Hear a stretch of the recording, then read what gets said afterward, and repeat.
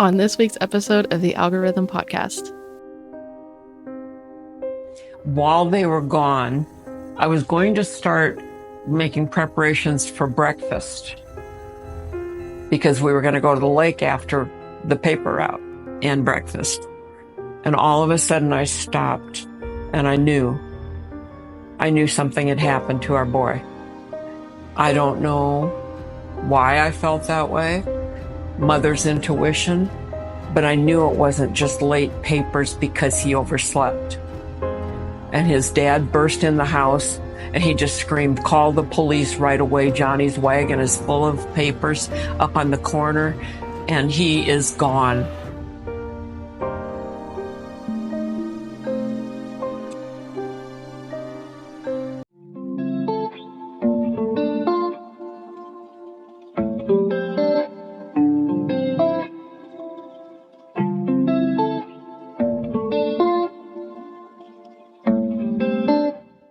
Welcome back to another episode of the Algorithm Podcast. Back again. It's been a minute. It's been a while. Yeah, I think we had a revolving door of people getting sick. Dude, it was insane. Yeah. Your mom's sick again. No shit? yeah. Yeah. Erica Wouldn't you know? Good to know. Erica was going to go there like during the podcast. She was like, well, can't go to Gigi's house. She's sick again. Yeah. Perf. I was sick for like a week and a half, 2 weeks. You Everybody dodged it. Everybody was sick at my house for like a month straight, and I dodged it, and then it finally got me for like it was only like a day and a half for me though. But I've been on the healthy kick and doing ice baths and shit. So And I wasn't about to just fucking play ping pong with fucking sicknesses, so we kind of took a little bit of a had break. to, man. It was bad. Today's episode, we're doing true crime. We're doing our first ever missing persons case. Mm-hmm. Missing persons cases are my favorite parts of true crime because you can kind of make your own assumptions and guesses. Yeah. You know, they're not solved, obviously, but this one is like one of the more famous ones. Mm-hmm. Johnny Gosch. Mm-hmm. Yeah. One of the first, I think he was the first with somebody else to be put on the milk carton. I believe he was the first. Yeah, to be put on the milk carton. Wasn't it him and the other kid that was kidnapped around the same time as him? Yeah. It was another paper boy, I believe. Yep, and they were put on it at the same time. Yeah. Yep. This is a case of horrible policing. Oh my God. Corruption, especially. Corruption. Absolutely. I don't even know if it's as much terrible policing as it is just straight corruption. Yeah, it is a little bit graphic with pedophilia. Yeah. It goes all the way to the top. Mm-hmm. Like politicians, corruption, and in the end, it's a mom who, well, I think Noreen is still alive, that 43 or 44 years later is missing her son still. Yeah. Jesus. Follow socials, Facebook, Instagram, subscribe to YouTube, Stickam, all that. Spotify. We'll be posting more, I promise. I suck. I'm horrible. You know, the crown's heavy on the head, you know what I mean? Yeah, I'm horrible at posting. All right, let's get into Johnny Gosch. Early in the morning on Sunday, September 5th, 1982, 12-year-old Johnny Gosch set out to deliver the morning newspaper. This was a regular part of the boy's routine. He would deliver the weekly papers in the afternoon, but on Sunday, But on Sundays, the paper was due early in the morning. Unfortunately, this was no regular Sunday morning for Johnny. Sometime between 6 and 7 that morning, Johnny Gosch disappeared. Johnny had gone missing from 42nd Street and Marquardt Lane. To this day, Johnny Gosch is still considered a missing person, and it is believed that he had been abducted while on his paper route. It has been decades since Johnny went missing, but his cold case is still considered open. Normally, Johnny would wake his father up, and they would do the early morning route together. His parents were concerned about him doing the route at such an early hour, when the streets were dark and empty. It felt safer to have Johnny's father to go with him. The night before, Johnny had spoken to his father about how the other kids on their routes would do their routes alone, and they were all much younger than him. Johnny's parents told him that he wasn't given permission to do the paper route alone, and that he should wake his father in the morning as he always did. However, that morning, Johnny didn't wake him up. Instead, he only took his miniature dachshund, Gretchen.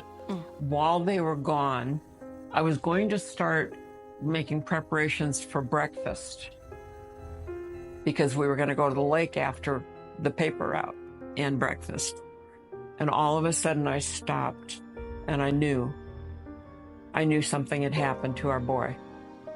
I don't know why I felt that way, mother's intuition, but I knew it wasn't just late papers because he overslept.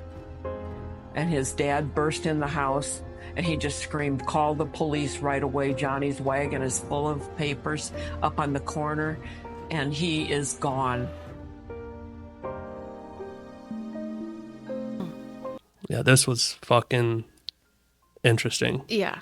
Which all of this in the beginning seems pretty like cut and dry. Like he didn't wake up his parents, he went out, he did it, he got kidnapped. But I feel like the more Noreen, which is his mom, opened up and like talked about the things that led up to that morning is just insane. She started connecting dots, and we'll get into that because that night, the night before he goes missing, they get a phone call. When they were getting phone calls. They were getting phone calls every same hour of the night too. It was like between 1 and 2 in the morning, saying it was always the wrong number. And it was just a normal wrong number phone call. Well, this night, the night before Johnny goes missing, they get a phone call again, and the phone was always on John Gosch's side of the bed. Mm-hmm. John was his father, right? Yeah. It was on John's side of the bed. So he answers, he goes, yes, okay, and then hangs up the phone. And she said, "What was that?" And he said, "Wrong number.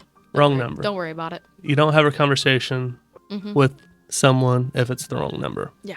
My thing with that, I'm sorry to good. dive in on that a little bit. I just had a thought pop in my head. It's like when you're doing that, it's like how many conversations did you have late at night that Noreen doesn't know about? Yeah, like maybe she didn't catch it. Yeah. Or maybe you were the one that was dialing, so she didn't hear the phone ring. Right. You were the one just... Right, that's what I was thinking. Like you Yeah. might be making these outgoing calls that she never knows about. She just thinks, that's what he's telling her every time she does wake up or hears the phone ring. Yeah, and what we're talking about here is we're talking about his father. Yeah. Potentially being a suspect Yeah. in his own son's disappearance. Yeah. Okay. Insane.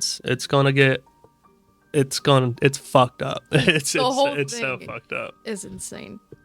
Johnny had started doing the route because he wanted some pocket money.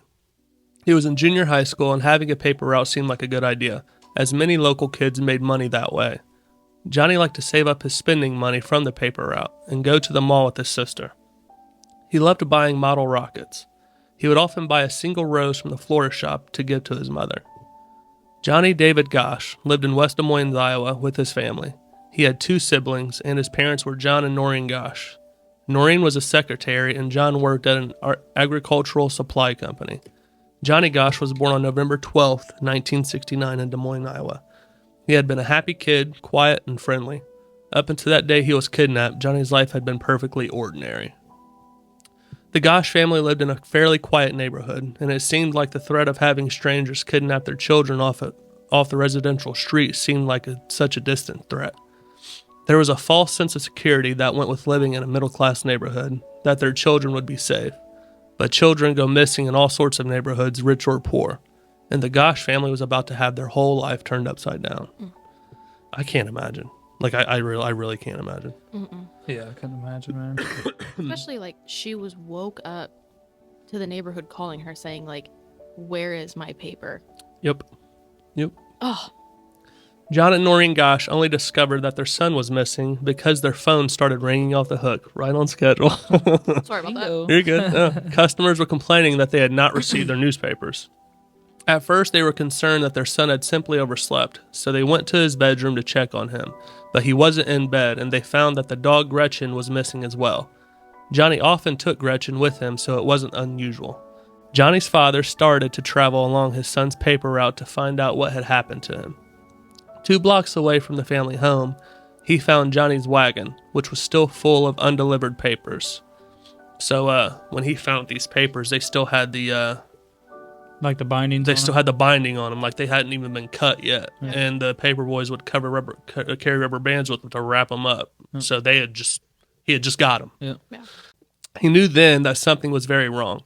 His son was nowhere in sight. He quickly delivered the rest of the newspapers, then headed home. Fucking red flag. Yeah. Huge red flag. Red flag. So, your son's missing.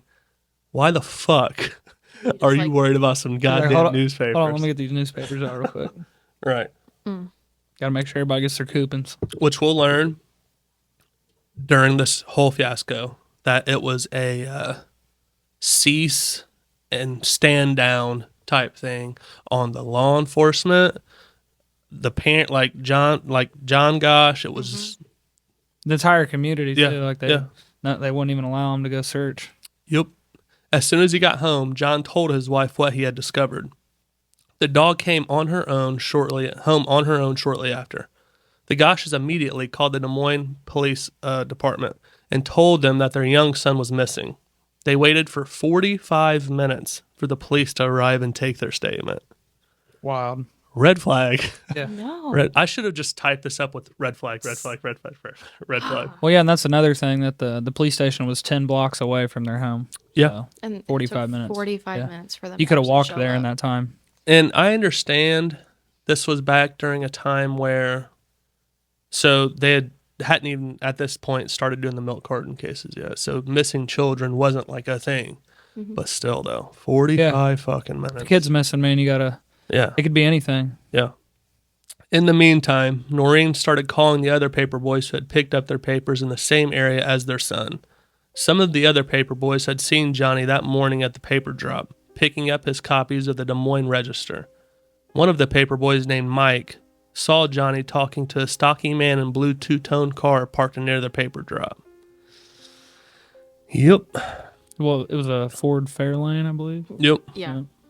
Another witness, John Rossi, also had seen the man in the blue car. Rossi had thought it was strange. Johnny Gosch told Rossi that the man in the car had been asking for directions and asked if Rossi could help him. The man in the car drove away, but then had returned shortly after. Johnny had told the other boys that there was something weird about the guy in the car and he was going to do his papers quickly, then head home.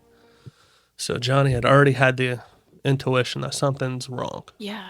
Because he was like hanging around the neighborhood, wasn't he? Like, Yeah. they Yeah, saw they were the just- car like turn multiple times and just like follow Yep. where He was had one of going. the people that lived close by go talk to the guy too, and that's probably why he pulled off. Yep. Yeah. Make it look like he was leaving, and then spin the block real quick and come back. One of the boys had watched as a tall man walked towards Johnny to talk to him. The man had followed Johnny around the corner, and they were out of sight. Then the boy heard the car door slam. A boy sleeping in his room nearby had heard this door slam as well, and had looked out the window to see a blue car speed away.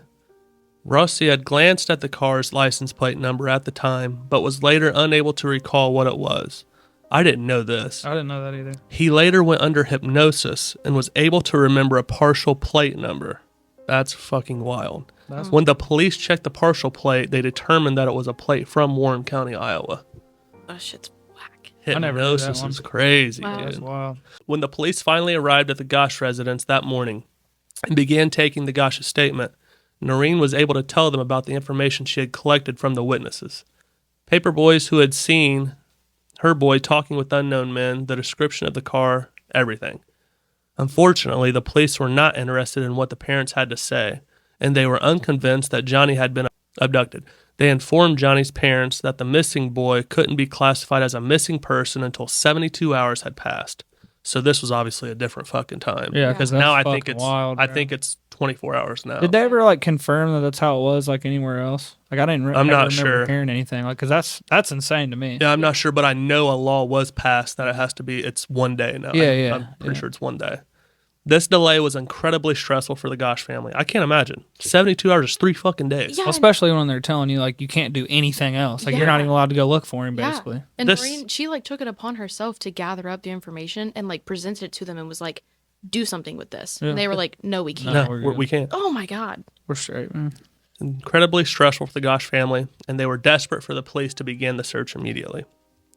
The police initially believed that Johnny had simply run away.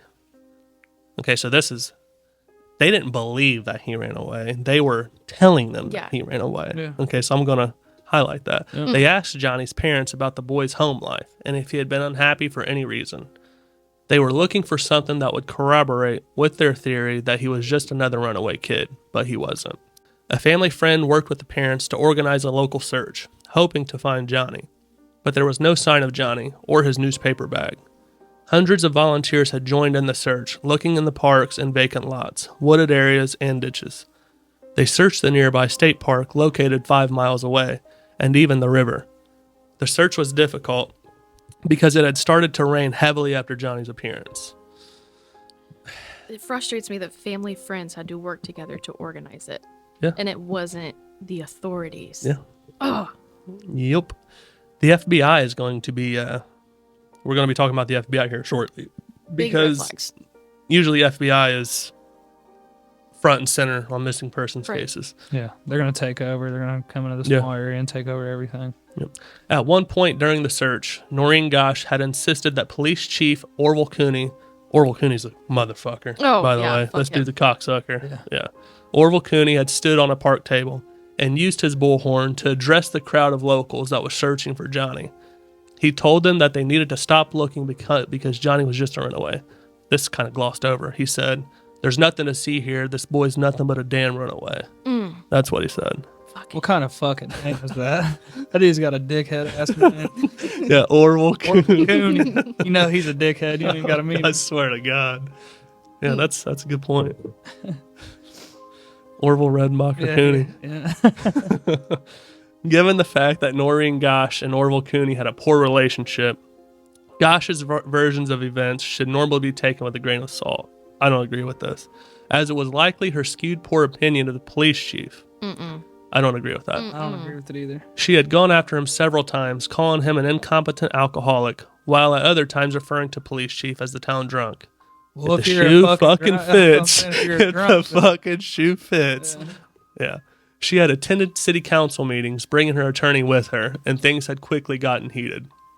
Orville Cooney seemed to have an equal amount of hatred towards Noreen. He said the following about Noreen Gosch, and I quote, "I really don't give a damn what Noreen Gosch has to say. I really don't give a damn what she thinks. I'm interested in the boy Johnny and what we can do to find him." Thousands of reported sightings were checked out. Still, with all of this effort, the Gosches say it wasn't enough. The problem is that they thought from the beginning that Johnny was a runaway. They did not want to act like the child had been abducted. And so they just sat back, put their feet up on their desk, shut off their mouth, and really did not get with the program like they should have. The police department, not only in this town, but in most towns, will tell you that you don't have a crime until you have evidence of a crime. Literally, they're still telling us that they have no crime. Well, we no longer have a son, do we?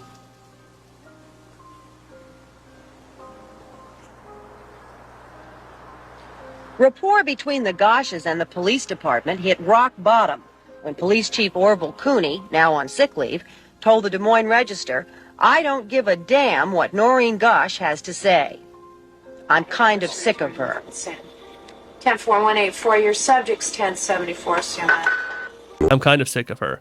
If that's your opinion, why'd you tell the fucking FBI you don't need fucking help? Yeah. Why'd you tell the FBI to stay away? So worried about it. Yeah.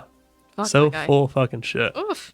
But in this case, Noreen Gosch wasn't the only one that thought poorly of Orville Cooney. He didn't have a stellar reputation. At 17, Orville Cooney had been arrested in 1951. He had taken a teenage boy on a ride with some friends, and they'd severely beaten the teen. Fuck yeah, they did. Yeah, of course. It's Orville Cooney. Yeah, it's horrible. They had gotten him this had gotten him a 30-day jail sentence. That's it. Wow. After Orville had pleaded guilty to assault with intent to inflict great bodily injury. In 1982, the Des Moines Tribune had published a story about Orville Cooney. They had interviewed 18 employees from the West Des Moines Police Department, 14 of which were patrol officers. When they were asked about their personal experience at working with Orville Cooney, the employees spoke about how the police chief had physically assaulted a handcuffed prisoner and that he frequently threatened and harassed his own officers. Fuck yeah, he did. Fuck yeah, he did. Hell yeah. They told the paper that there had been a burglary investigation and that had been tainted when one of Orville's sons had been implicated in the crime. And there had also been repeated stories of police smelling alcohol on Orville's breath and also seeing empty beer cans in the man's vehicle. Noreen's statements are factual. Right. There was also racism allegations. Told you. I fucking told you. In which Orville had allegedly used the N-word and had also loudly spoken about how he refused to ever hire women or black employees at the police station. And Of they're just course. like, no, he's fine. No, Like, he's good. He's doing the job. He's Let him cool. do Yeah, it. he's worried about finding the boy. Jesus. Keep them FBI's out of here. Dude's a little cartoon character. No shit. When the article came out, the allegations made against Police Chief Orville Cooney was enough to begin an investigation into him. However, he faced zero repercussions for anything. Paid leave. Yeah, vaguely. Instead, the only ones who were punished were the whistleblowers who had come forward. Wow. Many of the cops were reprimanded for coming forward, and 2 of the officers were fired outright. The reason given for them being fired was misconduct that had taken place months before. There was some backlash from these officers being fired, and the paper published scathing letters regarding the issue. Orville Cooney was able to get through the investigation without getting punished for his abhorrent behavior, and he also managed to keep his job. Still doesn't make sense. Yeah. None of it. The Gosch family struggled deeply with losing their son. Both parents were grieving, and it was hard to go on without him. But they knew that they had to keep fighting for Johnny to try and find him and get answers.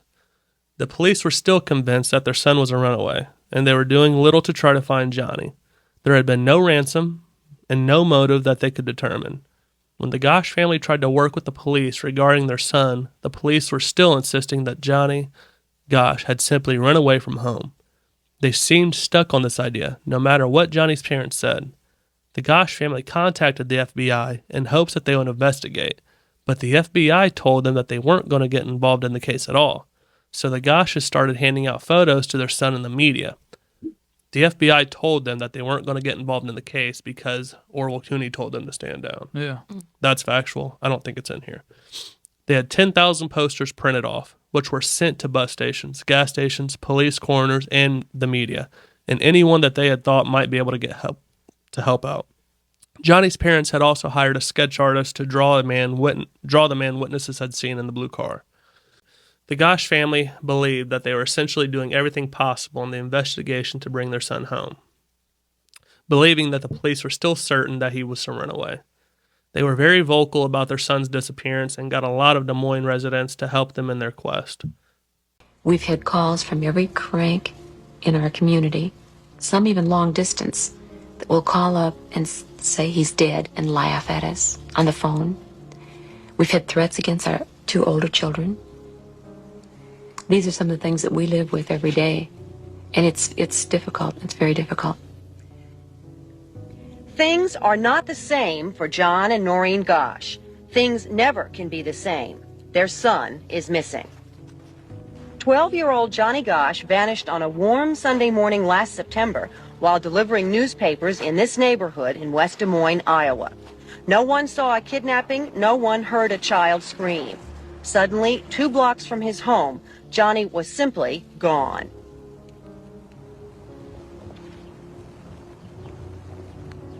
I would like to speak directly to the people who are holding our son. Contact us, please. We'll meet your demands. This is a plea for you to release our son. From the beginning, the Gosches said Johnny was abducted. While search parties combed through fields and woods near Johnny's home, the West Des Moines Police Department maintained the child was a runaway. And as is often the case, lacking evidence of a crime, police waited 2 days to investigate the possibility that Johnny was kidnapped. Is this still being treated as a missing persons case at this point? Yes, it is. You don't think it's a kidnapping, though, do you? I'm not ruling out anything, but I have nothing to indicate that it was a kidnapping. Some people helped them sell chocolate bars and the other items in the grocery store parking lots to raise money for private investigators, while others made shirts and hats with Johnny's face on it. Local residents cared, and they wanted to bring Johnny home. It was disheartening to think that the young boy was missing, and many parents feared for their own children's safety.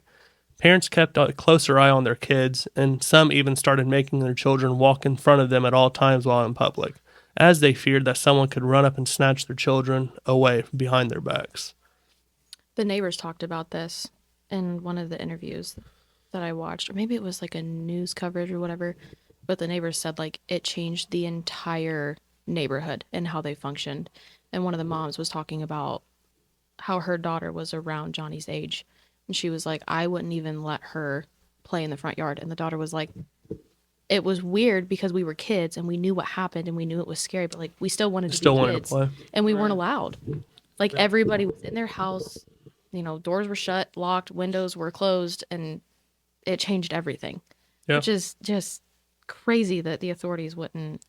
I try to put myself in, like if something like that happened around here, it'd be the same way. Yeah. I'm like that anyways because I've had my house robbed before. So Really? I always have. yeah, when I was in high school, my front door got kicked in one night when we were at one of my football games. We were over in Frankton.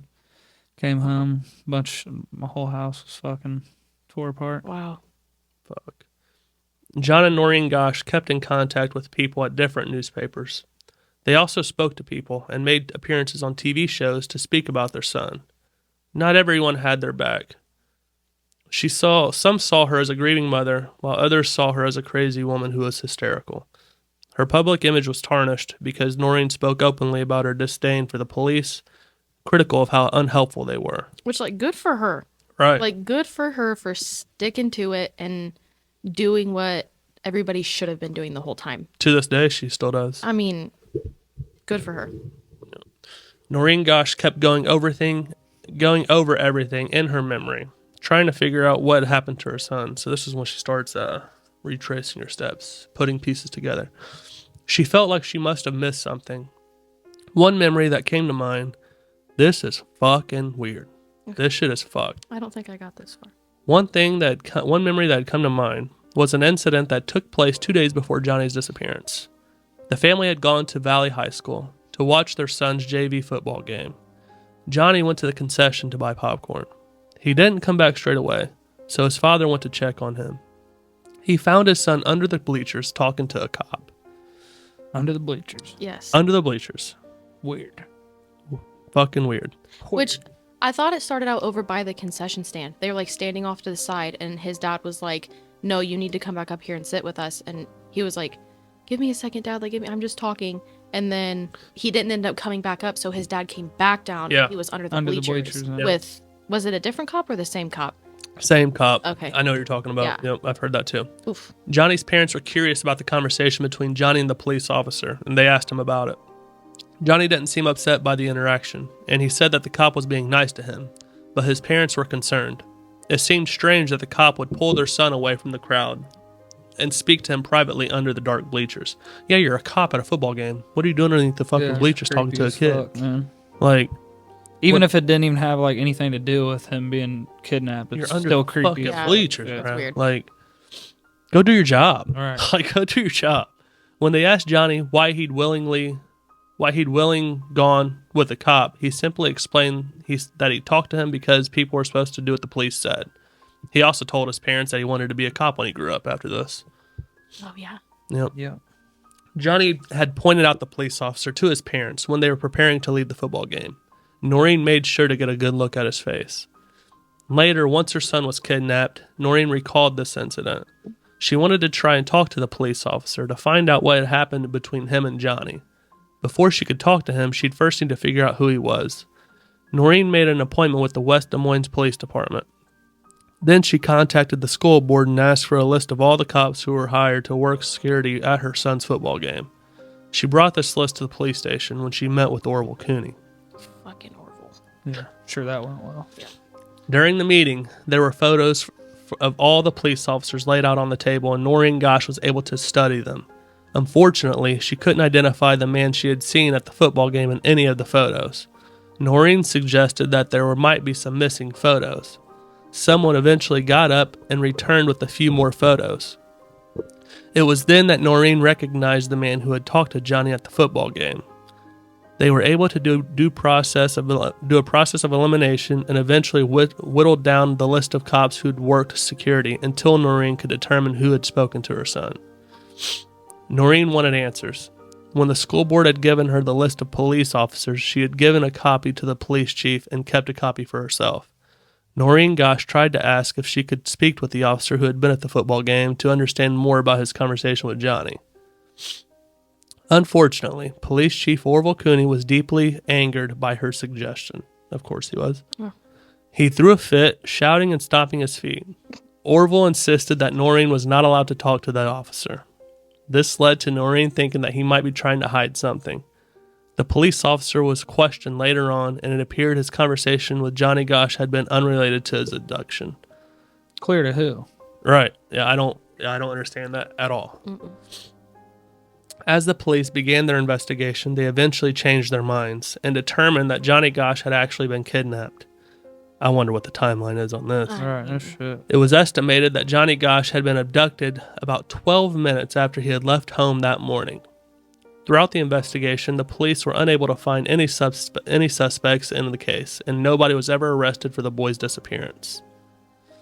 In the month following Johnny's disappearance, there had been a great deal of sightings around the United States. A young teen boy had been spotted on a street corner in Tulsa, Oklahoma. He'd shouted out for help to a woman standing nearby and told her that his name was John David Gosch. However, 2 men had quickly grabbed him and dragged him away. The woman had apparently not gone to the police right away because she hadn't been aware of the Johnny Gosch abduction until months later. She saw his picture on TV and recognized him as the boy she had seen in Tulsa. Whoa, I didn't know that. Yeah. Wow. God, man. Like, if you're Noreen and you're hearing this, you're just... There's a couple instances where stuff like that happened. And it's just like, gut-wrenching. Yeah. You know he's out there, but you just can't do anything about it. You just got to feel... It's got to be like the most helpless feeling there. And if you're Johnny and you do that and... God. Man, dude. Sightings of Gosch were reported in New Mexico, Texas, Oklahoma, and others. Somebody had seen someone resembling Johnny with a man that looked like the person in the sketch drawing the artist had done earlier. Each time a sighting was reported, the Gosch family were hopeful that it would be Johnny, but each time they were disappointed to learn that it wasn't. They wanted it to be him so badly, but their optimism was slowly chipped away, until they learned to lower their expectations and presume each time that it wasn't Johnny. On November 12, 1982, the Gosch family celebrated Johnny's 13th birthday in a big celebration. It should have been a big event for the boy had he had been safe at home, but he wasn't there to celebrate the big day. His family hoped desperately that he would get to reunite with him soon, but it had been months at that point and it was still gone. After Gosch had disappeared, there were 2 cases of young paperboys who had gone missing. Danny Eberl and Christopher Paul Walden from Omaha, Nebraska. 13-year-old Danny had gone missing on September 18, 1983 in Bellevue, Nebraska.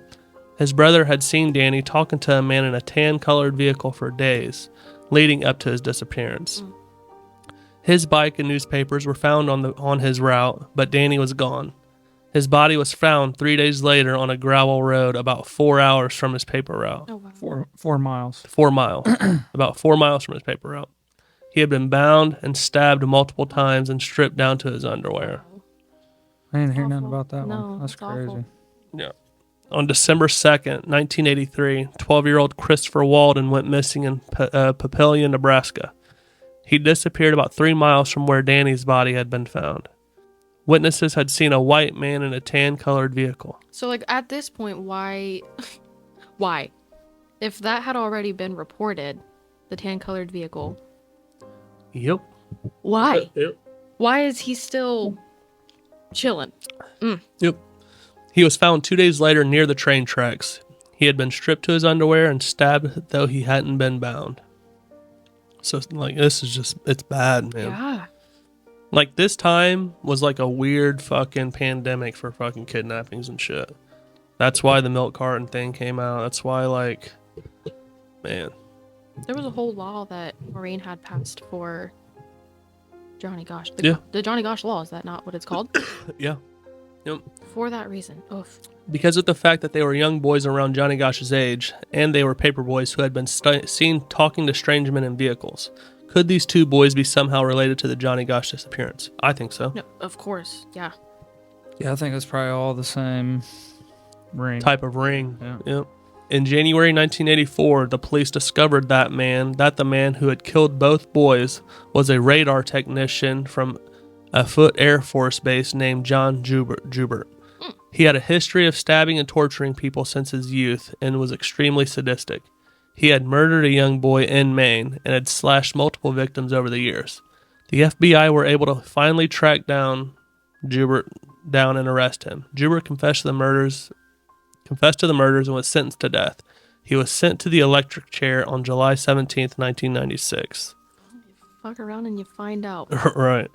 Although at first people were quick to point out the similarities with the news stories of more paper boys who had gone missing, there didn't seem to be a connection between the boys in Omaha and Johnny Gosch. But Noreen Gosch and others were insistent that these cases were all connected. They were paper boys of similar appearance and age, and that was enough for Noreen. Over the years, Johnny's mother would continue to search for anything that might be connected to her son's disappearance. She had at one point realized that a few months before Johnny went missing, the Gosch family had received pamphlets at their house from a religious organization called the Way International.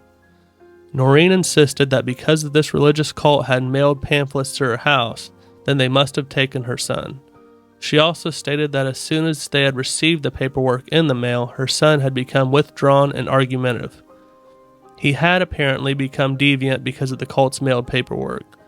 The religious organization spoke out against her allegation, stating that she was just saying what she was saying was ridiculous. Noreen Gosch was fond of throwing around the deviance angle around. During the 1980s, she would publicly call out homosexuals for being responsible for her missing son. Well, come to find out, Yeah. I mean, it was. Yeah. Like, I mean, you can't fucking fault her for fucking trying to put the pieces of the puzzle together. Right. Not at all. And I mean, if it doesn't, and that's the thing, like it probably would put you a little bit on the crazy side. You know what I mean? Yeah. You're going to explore every avenue, even if some of them are kind of off the wall. But, come to find out, like you said, a lot of the stuff that she was exploring and even being very vocal about was true. Yeah. Yeah. And she had nobody to hold her down. I mean, she was doing that shit by herself. Yeah. Her husband wasn't even there to Yeah, which we'll get to him. yeah. Noreen Gosch was insistent that gay people were predatory towards children and they needed to be investigated simply for their sexuality. This included blaming NAMBLA, the North American Man-Boy Love Association. Which that shit blew my mind. Yep. Who believed in advocating for pedophilia relationships between men and younger boys. NAMBLA had been investigated by the FBI and police over the years, and they had not been able to find evidence that the organization had kidnapped Johnny Gosch. That shit was a real thing. That's wild as fuck. Throughout the years, a lot of people tended to look at the Paperboys' disappearances as the country's moral failing, as people kept talking over and over about the American dream and the loss of the innocents. They were young and handsome white boys from middle-class families from regular suburban neighborhoods. Police kept describing Johnny as all-American and talking about how children were expected to earn pocket money through paper routes. Having children gone missing in such a way meant that parents were keeping a closer eye on their kids and stating that their children's innocence was getting ripped away. Parents started walking their kids to the school bus and taking away the paper routes, keeping closer tabs on their children and teaching them that they needed to be fearful of strange men in strange vehicles, lest they end up poor like Johnny Gosch. End up like poor Johnny Gosch. The missing paperboy became a cautionary tale spoken in hushed tones to younger children, parents fearful that their child might be next. So they were pretty much using Johnny as like, you don't want to end up like Johnny. All right. Oof. Fuck. Neighborhood watch programs became extremely popular at the time, as parents were scared of letting their kids wander too far from home and were determined to have everyone look out for strange children in the area. There were other programs cropping up. such as Stranger Danger and Operation Kids, which tried to teach children about safety tips and talks with local police officers. Locals in Des Moines were also encouraged to keep their porch lights on for the paper boys and girls to keep them safer. In September 1984, the Anderson-Erickson Dairy decided that they would put pictures of Johnny Gosch and Eugene Martin on their milk cartons. The dairy company from West Des Moines and they hoped this would bring more awareness to the two missing boys, as people would see their photos every day while they drank milk. In 1984, the nonprofit program National Child Safety Council began the program called Missing Children Milk Carton Program, in hopes that someone might recognize the children and help solve the disappearances. This led to milk cartons across the United States to feature missing children photos. 3 months after it began, about half of the independent dairy companies had begun displaying photos of missing children, such as Eaton Pats, Johnny Gosch, Eugene Martin, and others. Yeah, that was like a huge fucking thing. Big way. Kids. Yeah. Yep. Like, that's such a cool way to spread the news. Yep. This practice of milk carton kids continued on during the 1980s, though it was later replaced with the Amber Alert system in 1996. The idea of putting on kids on milk cartons seemed to be good in theory, as so many people would see the children's faces and hopefully report to the authorities if they spotted the missing child. But it was also criticized for creating a lot of stress and anxiety in young children as they stared at the photos during breakfast every morning. I can understand that. Yeah. There was also the fact that white children were predominantly chosen to be on the cartons, while black or brown children were not represented as much. Many of the milk carton children were never found. There were a few cases where the children featured on milk cartons were found dead. Children like 16-year-old Molly Bish, who had disappeared in 2000 while lifeguarding in Massachusetts. Her remains were found 3 years after she had disappeared and located 5 miles from where she had been abducted. Children like 6-year-old Eaton Pats, who had gone missing in New York while walking to his bus stop, and children like Johnny Gosch and Eugene Martin were never found. The Gosch family had been determined to find out what happened to their son. They wanted him returned safe and sound, but the authorities had not been able to locate him. Noreen vowed to keep her son's bedroom exactly the way it had been since her son's disappearance. She was determined to keep the porch light on as a beacon for Johnny Gosch to come home. She held on to hope, believing that he was alive. I need a drink of water. Fucking throat hurts. A lot of reading. There's still quite a bit. Holy shit, dude. Some of them are really long. Yeah. Where did I... trying to figure out where I had. Where you're right at. here. The Yeah, Noreen Noreen Gosch has Gosch. been vocal. Yep. 3, 2, 1. Noreen Gosch had been vocal over the years about her disappointment with the police department's failure to bring her son home. She was critical about the investigation into not only her own missing son, but also the investigation into a great deal of other missing children throughout the years. Kids would go missing, and the authorities who should have been thoroughly investigating just didn't seem to care enough about the missing children to actually look for them. In 1982, Noreen Gosch created the Johnny Gosch Foundation, where she would speak out at various seminars and visit schools about sexual predators in hope of bringing awareness to the subject. Parents had become fearful that their child might be taken as well, as they started to keep a closer eye on their children. Noreen Gosch lobbied for a new bill titled the Johnny Gosch Bill. This is what you were talking about, which would make sure that the police would immediately start searching for missing children, instead of waiting hours or days that could be crucial. In 1984, the bill became law in the state of Iowa. Over the next few years, other states, including Missouri, introduced similar laws. Retired Des Moines Police Chief William Mulder spoke out about the new bill and about how instrumental Noreen Gosch was in creating change in the speed in which the authorities reacted to missing persons cases. He said the following: "The idea was that most kids come home on their own, but Noreen Gosch woke us up. That wasn't good enough. If a kid is hanging out at a friend's house for a couple of days because he's pissed off at his parents, we should find that out. We should know. Noreen Gosch did what any other mother would do, what any mother has to do in her situation. She kept hope alive." In 1984, in August, Noreen Gosch testified about organized crime and organized pedophilia during a series of Senate hearings. She stated that it was her belief that rich pedophiles had organized kidnapping rings around the United States, who would kidnap young children to use as sex slaves. and it was her firm belief that her son had been kidnapped by someone involved in this ring. She was also invited to the White House for Ronald Reagan's dedication ceremony. This kind of unraveled a whole fucking thing because there was like a ring like that was ran by like a bank or something like that. Yes. Yeah, you know what I'm talking about? Yeah. Like, what was that guy's name though? I can't remember. There was something like King. Yes. Yeah. I can't remember his last name. That shit was whack too. Yeah. a pedophile ring ran by bankers. Does it talk about that in here? Maybe. Okay. Because of her testimony, Gosch started to get death threats. This would not deter Gosch's quest for change in justice and missing persons cases. The Gosch family received a great deal of crank calls over the years and had people contacting them with false stories or scams about their son and his whereabouts. The police had been able to trace some of the phone calls and found that they had been made by locals. Because the Gosches were so vocal about change, it made them targets for people who had poor intentions towards them. Wild as fuck. Fucking sucks, dude. Losers. Noreen Gosch went on to testify before the U.S. Department of Justice, who would give $10 million to the newly created NCMEC, or the National Center for Missing and Exploited Children. The NCMEC worked alongside the Department of Justice to help find missing children all over the U.S. They have thousands of cases today which are still trying to assist in locating. John and Noreen Gosch hired a private investigator to try to locate Johnny.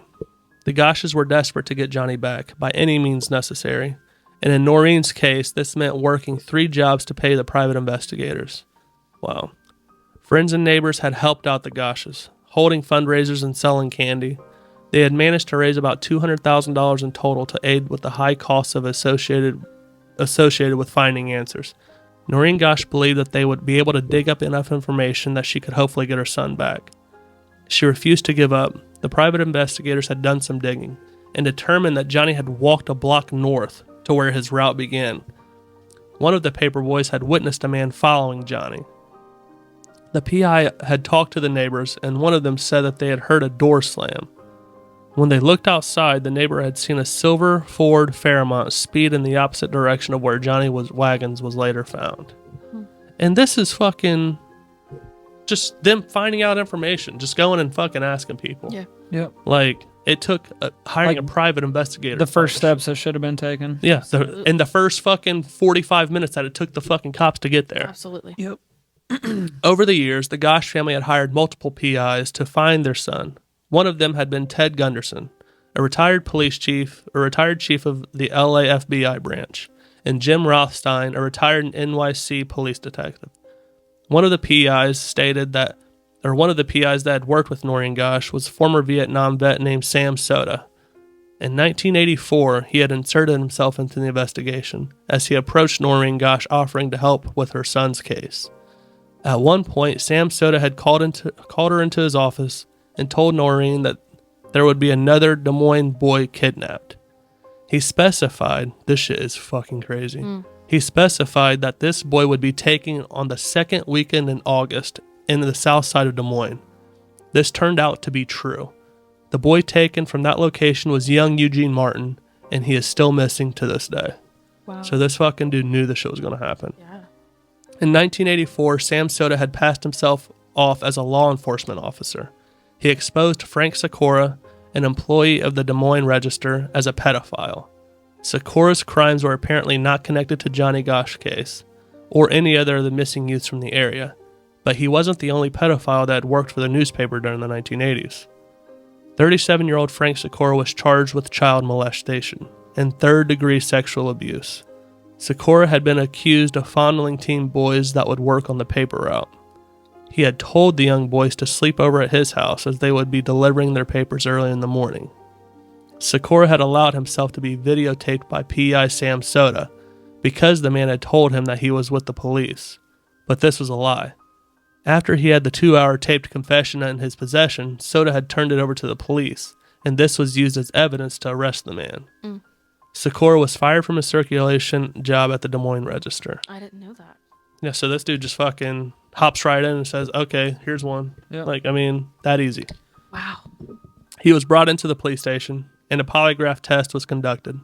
There was no evidence to suggest that Sikora had done anything to Johnny Gosch or any of the other missing teens from the area. Sikora gave a list of his victims to the police, which totaled 14 boys in total. He pleaded guilty to the charges. Woo! 14 fucking kids. Wow. Dude. Over time, Noreen Gosch started to become suspicious of Sam Soda. He seemed to know a great deal about her son's case. The police were also suspicious about Soda, and they started to keep tabs on him. As soon as they started monitoring Soda's movements, the Gosch family became inundated with threats. Okay, they become flooded with threats. Sam Soda was never arrested in the Johnny Gosch case, though he stayed on the police's radar for years. Wow. In June 1984, I mean, that is true, though. Like, that dude fucking knew a fuck ton about that shit. Yeah. Oh, yeah. In June 1984, the Gosches got a phone call from a local man who insisted that he had information about Johnny. Curiosity got the better of the Gosches as they decided to meet with the man. However, they were unnerved to hear the man talk about their son's cases because he knew a great deal about it, a suspicious amount.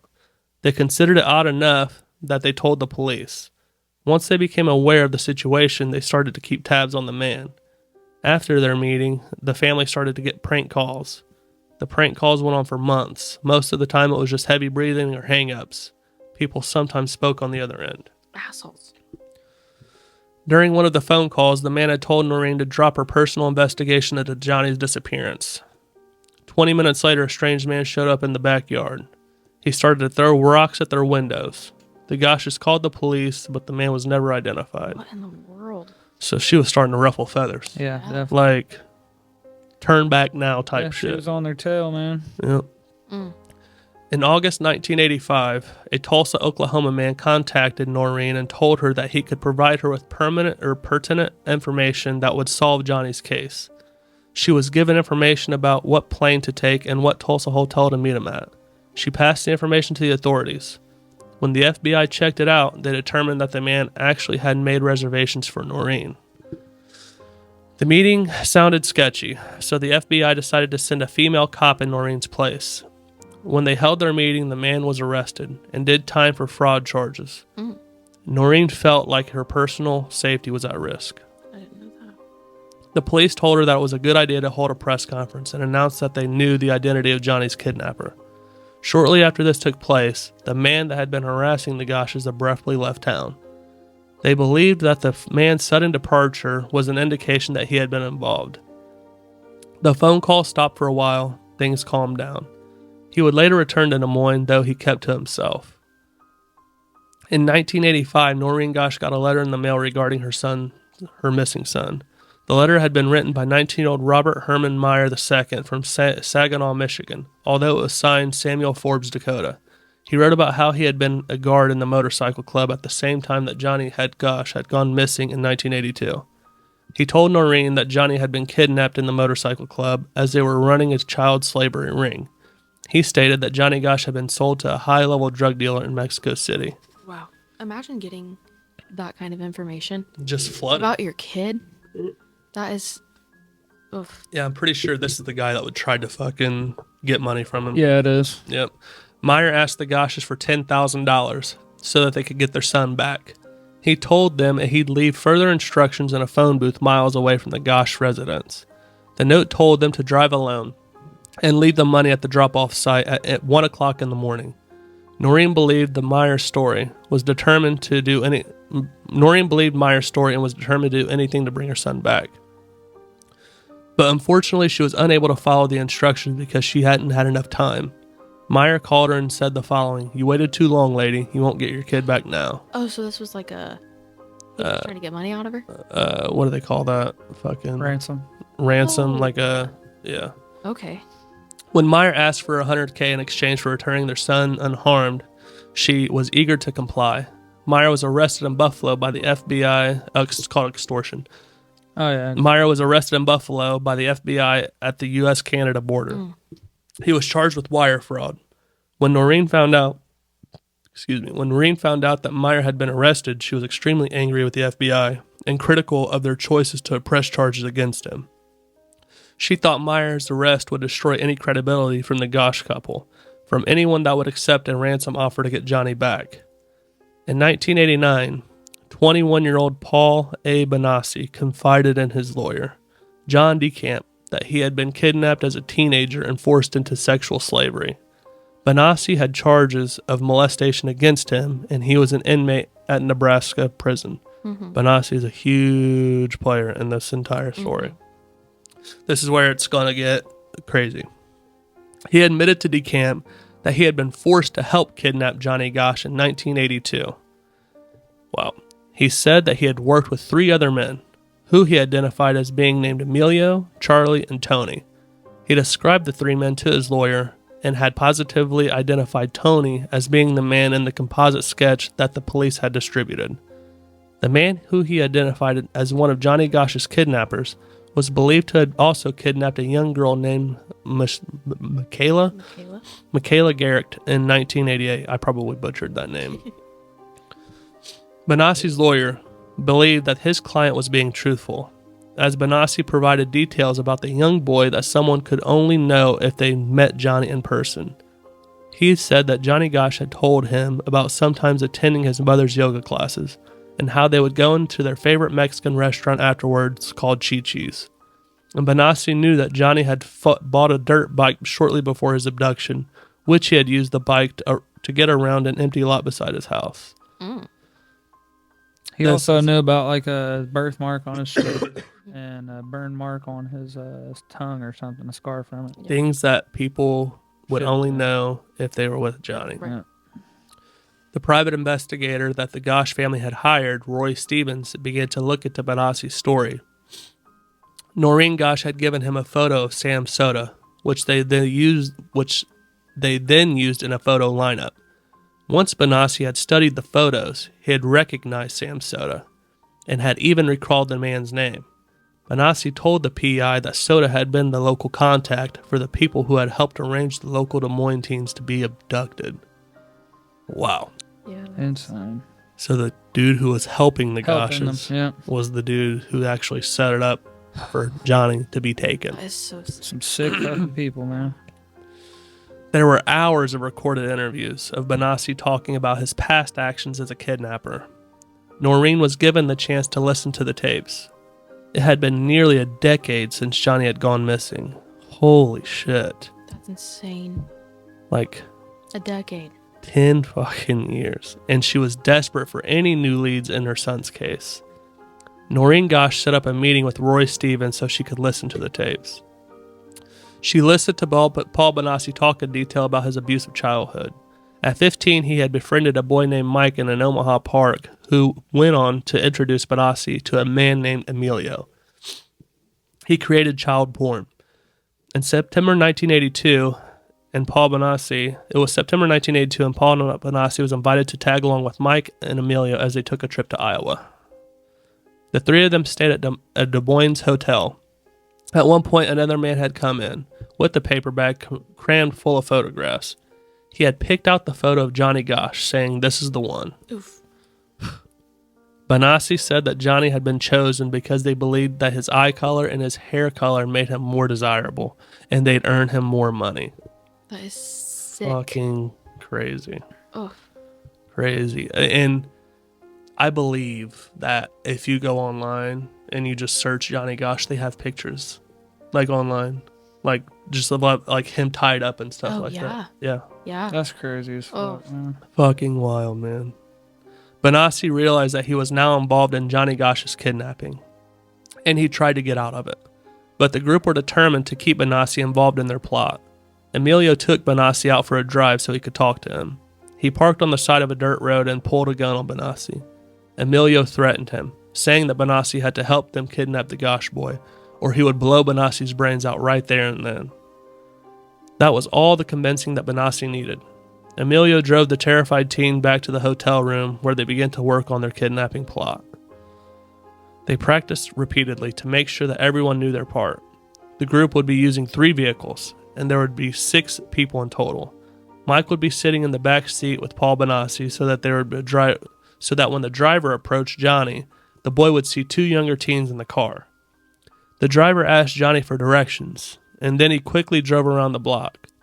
Benassi was instructed to get out of the vehicle and talk to Johnny in an effort to gain his trust. The group believed that this ploy would work because Benassi wasn't very big, and he would be less threatening to the adults. Benassi was only 15, just a few years older than Johnny. His job also entailed luring Johnny close enough to the vehicle so they could abduct him without attracting too much unwanted attention. So he was just a kid himself. 15 years old. Ugh.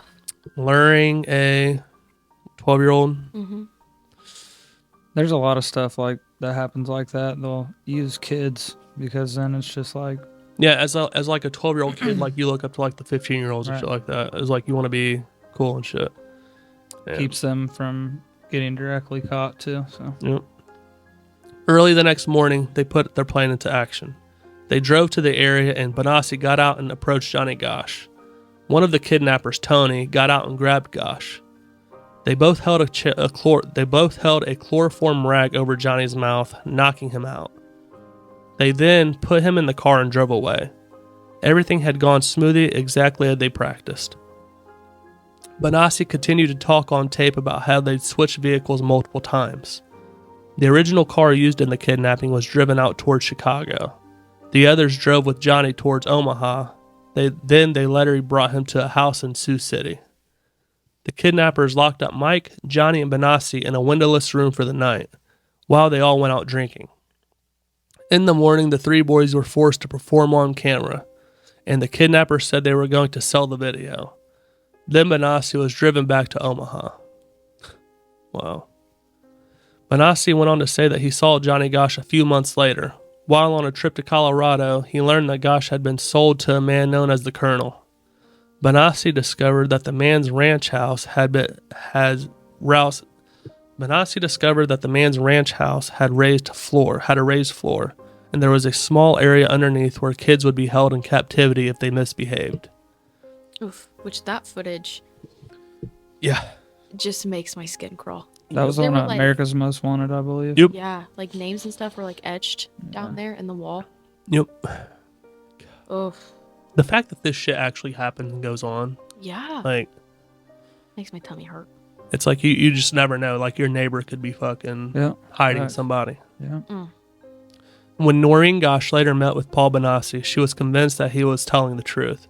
She went to the prison in Lincoln, Nebraska with the private investigator. They were accompanied by a news crew from WHO Des Moines.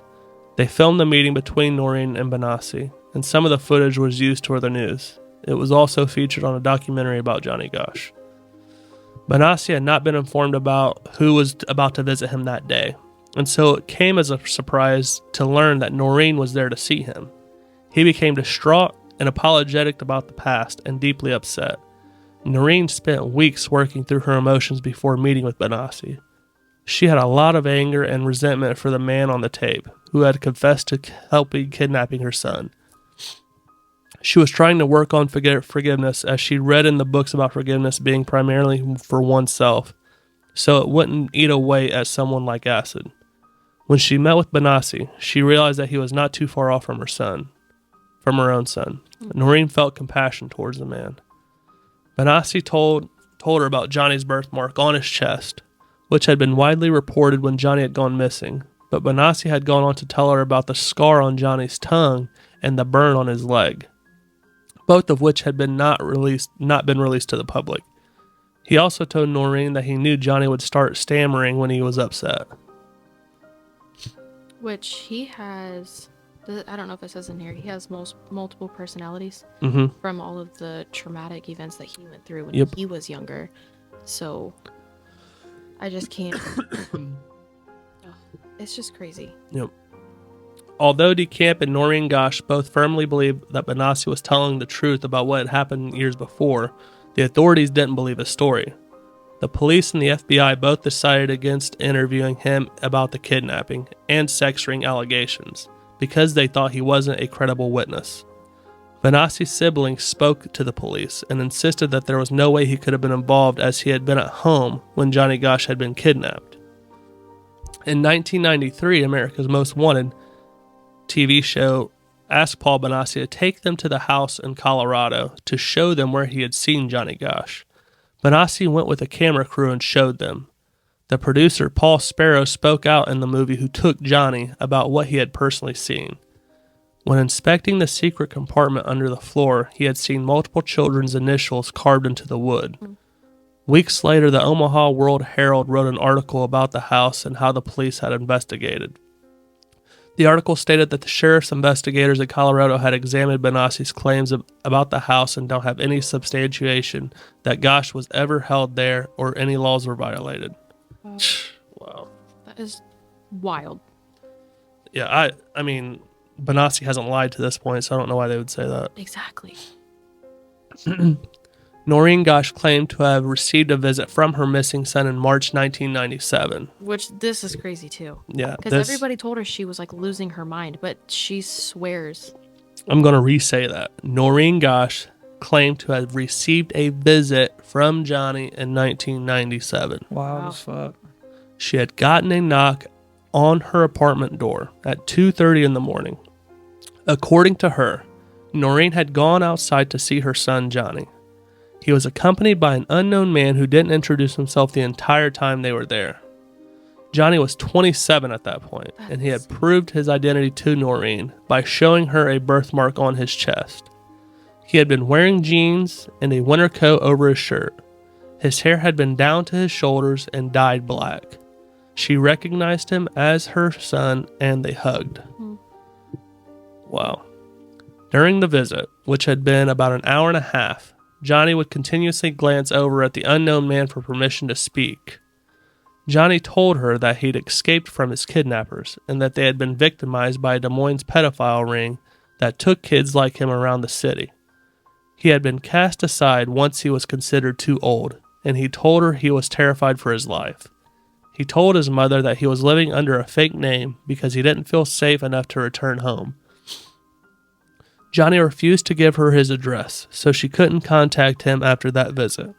He had been warned that Noreen would be killed if he tried to contact her, and he feared visiting in her case someone retaliated.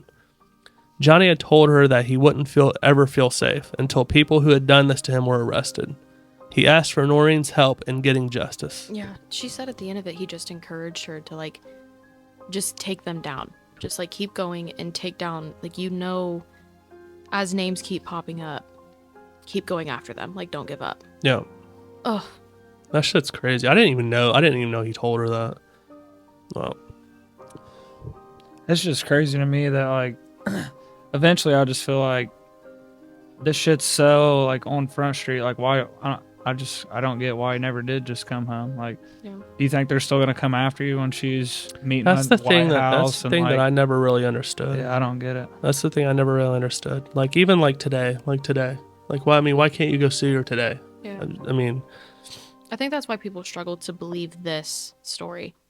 Yeah. Everybody was like, no, she's just making it up, because at that point, like, why would he come see her and not like, okay, go to the cops, unless it's just I don't know. I don't fucking know. Yeah. I really don't know. During their conversation, Johnny confirmed Paul Bonassi's story, stating that after he had been abducted, they had been locked up in a room together. Soon after, Johnny had been sold off to the colonel and transported around the country. He said that he was used by many rich businessmen and politicians. Noreen and John Gosch had divorced in 1993. John Gosch stated publicly that because he was not present when the visit between the mother and son took place, he was uncertain if it had actually happened. There has been some speculation as to whether it actually happened, and some think maybe it was someone pretending to be Johnny Gosch. Noreen's story about seeing her son years after his disappearance had led to a great deal of speculation and conspiracy theories. The police were unable to determine if Noreen's story was true or not, but Johnny Gosch is still considered a missing person. Wow. Paul Bonassi, who had come forward in 1989, stated he had helped kidnap Gosch under duress, had stated in 2023 that he'd known about Johnny Gosch's 1997 visit with his mother. Oh, wow. So this was new. Okay. He also stated that Johnny had visited him multiple times. He said that he knew that Johnny Gosch was still in hiding. He also said that he knew Johnny and his partner were expecting a child. Okay. Wow. Yep. Noreen Gosch had written a book in 2000 titled Why Johnny Can't Come Home. The book went in depth into her son's disappearance. She wrote about Johnny's visit in 1997 and wrote about the findings of various private investigators the Gosches had hired. In 2006, Noreen Gosch stated that she had found photos on her doorstep. There was a color photo of 3 young teen boys bound and gagged, held in captivity. There was a black and white photo of a boy with a mouth gag. His hands and feet were tied up. The boy had a human brand on his shoulder. Noreen firmly believed that the boy in the photo was her son. There was another photo of a man who was possibly deceased. He had something tied around his neck. Noreen believed that the man was one of the people who had molested her son. She later posted some of the photos she received on her website. Wow. Oh. I remember reading about the brand that they get on their arm, and they were told, like, you literally can't go anywhere without somebody being able to identify that you were here. Yep. That's fucking crazy. That just shows you how widespread it was, man. Yeah, it was like, I remember the bank thing. It was like the entire fucking Midwest. Yeah. 2 weeks after Noreen had received the anonymous photos, the Des Moines Police Department had received an anonymous letter. It said the following: "Gentlemen, someone's played a reprehensive joke on a grieving mother. The photo in question is not one of her son, but the 3 boys in Tampa, Florida, about between 1979 and 1980, challenging each other to an escape contest. There was an investigation concerning that picture made by the Hillsborough County Sheriff's Office. No charges were filed and no wrongdoing was established. The lead detective on this case was named Zalba. This allegation should be easy enough to check out." Whoa. Okay. I'm just going to wrap it right there because a lot of the shit is just pointless shit. But, I mean, I just, obviously, I think he's still alive. Yeah. I think he kind of just probably stayed away too, you know, maybe to forget a little bit about his past and then just... Do we believe that he visited her in 1997? I don't know. That's my thing, is like, I could see where this would make it crazy that they lost their kid and kind of turn him down, you know, take him down some weird paths, you know, but at the same time, a lot of the shit that she dug up ended up being the truth. So it's like, I don't know, man. I've listened to her speak countless times, and she doesn't sound like somebody who's off her rocker. Right. No, she's on her shit. Yeah. When I first started, when I dove into it, I believed that she probably did actually get a visit from him, but it's like, I don't know. It's just weird that there's holes missing. Yeah, it's like there's stuff missing. How's he still missing? And like, you can still stay in contact with him and stay safe. You know what I mean? Like that's the weird thing to me. I do wonder why his dad has been so quiet, but at the same time, there's so much against his dad as well. Like, yeah. And we didn't even get to talk a lot about his dad at all. And a lot of people, I think his dad had something to do with it as well. Absolutely. Too. Because which I think they don't even like have contact anymore. She's like lost track of him and don't even know where he's at. Yeah. And the reason why I said I think his dad has something to do with it was because his dad visited Paul Benassi in prison. Yeah. And I don't even think they said that with a different woman too. Yes. Wasn't with. Yeah, he introduced this woman as Noreen Gosch. Yeah. To multiple people, not just at the prison visit. Yeah, he like toted her around like as Noreen for several different occasions. So why would you introduce to Paul Benassi this woman who's not Noreen as Noreen? Yeah. And when Paul Benassi first actually met the real Noreen, he knew right off the back because of the eyes. Yeah. He looked at her and said, "Oh my God, your eyes. Yeah. You look like John Gosch." It's like all the red flags too from just point blank, you know, right from tip. It's like, what is one thing that's like probably the most pertinent when it comes to that is time, you know, right off the bat. Like Johnny's missing. This guy goes and delivers the newspapers instead of instantly trying to figure out where his son's at. And then 2, the phone calls. You know what I mean? Like there's just so much that kind of just points at him having something to do with it. You know, what did he get out of it? Who knows? But finishing the paper route. Right. Yeah. That's what I was saying. Yeah, he goes and delivers the papers like that. Yeah. That shit's insane. Phone called, fucking. There's so much that points at him, you know, and maybe at the end of the day he didn't have anything to do with it, but there's so many red flags. It's kind of just like maybe getting a fucking gigantic bag and having a new life. Right. I mean, over your son. Man.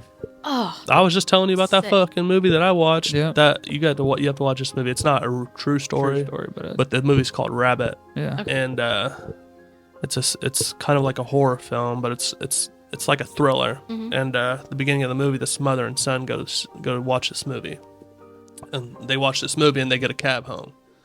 Cab driver picks him up, and takes him back to his house. The cab driver kills the mother and imprisons the son for over 18 years. Oh my god. That's the entire movie, is the imprisoning the son. Well, when the son, when that boy is like old enough to like fight back or whatever, he goes and finds his dad. His dad thought his dad has thought his son's been gone for this long. Well, what the boy finds out is that the plot twist at the end is the guy that actually kidnapped them and killed his mother was actually his long lost uncle they had never met. What the fuck? The dad arranged the uncle to pick up the boys and the boy and the mom and kill them and start another life. The dad was remarried with kids and everything. Yeah. Creepy. Fucking insane. Yeah. And when I'd listen to the Gosh story, I was like, okay, they got this kind of from like the Gosh thing. Yeah. Yeah. That is freaky. Yeah. Yeah, Wow. so that's almost something you could plug into old Paparoo. Yeah. In that situation. Yeah. Like, this could be a similar situation, man. But I do think John Gosch is still alive. I do too. I mean, I think he's still alive. I think his dad definitely had something to do with it. Obviously, it was a huge corruption thing. There was a lot of pieces, a lot of different people plugged into this. Oh Yep. yeah, and especially the authorities too. Yeah. I mean, the role that the authorities played and didn't play, huge. Let them get away. Let them get far enough away to where they could, Yeah. never be found. Basically, I think that's what all of them did. Dad delivering newspapers, giving them time, all that stuff. I mean, Yep. Fucking terrible situation, man. Terrible Sick. pedophilia story. That's all we got for today. Good fucking story, but Good also fucking so story. sad. Follow the socials. Yep. See you. See you guys.